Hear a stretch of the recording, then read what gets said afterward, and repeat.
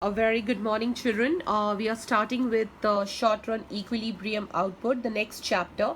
I've already sent you the learning objectives and the keywords, and I hope you have solved the problem which I sent you on Friday. Okay, now coming to the concept of short run equilibrium output. Now, children, in grade 11 we have already studied that in the short run the fixed factors are constant and only the variable factor changes, and the variable factor is nothing but the labor. Okay, and in the long run the fixed factors and the variable factors, okay, they both change because even the fixed factors become the variable factors. Okay, so coming to this particular concept of short run. Okay, now in macroeconomics, short run is defined as a period of time during which technology plays no role in the determination of output in the economy. It is assumed to remain constant. Output is determined exclusively by the level of employment in the economy. Higher level of employment leads to higher level of output and vice versa. Okay, so when we are talking about short run equilibrium, okay, in this particular short run, technology has no role to play, and output is determined exclusively by the level of employment. So if at all we are increasing the level of employment, automatically the output is going to increase. And when we talk about employment, children, is nothing but we are talking about the amount of labor we employ. Okay, so according to Keynesian economics, there is one-to-one relationship between output and employment in as technology is assumed to be constant. Accordingly, output cannot increase once there is full employment in the economy. So there is one-to-one relationship between output and employment, as it is already said here that if employment increases, the output is also going to increase, and if there is full employment in the economy, the output cannot increase. That means even if all the laborers are employed, and if there is not even one labor left which is unemployed, then the output is not going to increase, because the amount of labor in the economy all have the jobs and they are working.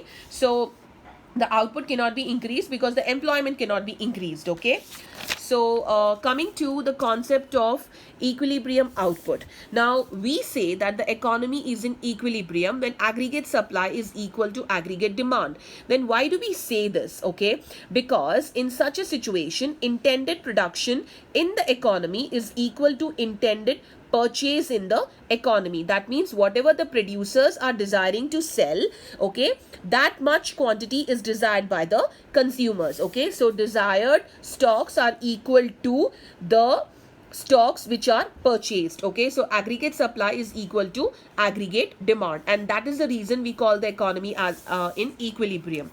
Now, equality between aggregate supply and aggregate demand implies the equality between Y, that is income, and AD. Now, because Y is equal to AS. Now, children, in the previous chapter, I already told you that the production of goods and services in the economy is nothing but the value addition. Okay, so the production of goods and services in the economy is nothing but the value addition, and value addition leads to income generation.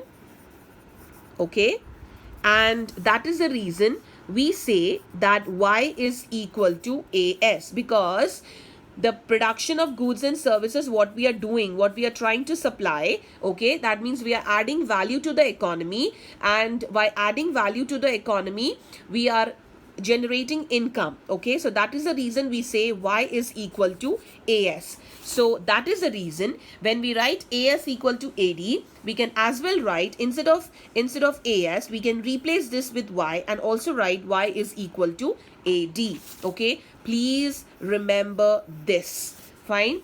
Now here Y denotes income and Y is equal to AS, as already discussed in the previous chapter, what I just told you. Okay. Now coming to equilibrium GDP. Now you know that AS is equal to AD or Y is equal to AD. Only then we call the economy as equilibrium.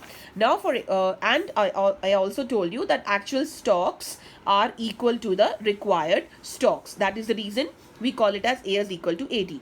Now for example, if AS is more than AD, where the actual stocks are more than the required stocks. For example, we as producers have produced more than what is required in the economy. Then in this situation, what will happen? The producers are going to suffer losses because of excessive stocks or unsold stock of goods. Okay. Then if at all AS is less than AD, for example, if aggregate supply is less than AD, then in this situation, just a second, then in this situation also, okay, we as producers are going to face a loss. The producers suffer losses on account of unfulfilled demand in the economy. Okay, so if at all aggregate supply is more, then also the producers are going to face a loss because we have produced more than what is required. And if aggregate supply is less than AD, then also we as producers are going to face a loss because of unfulfilled demand in the economy.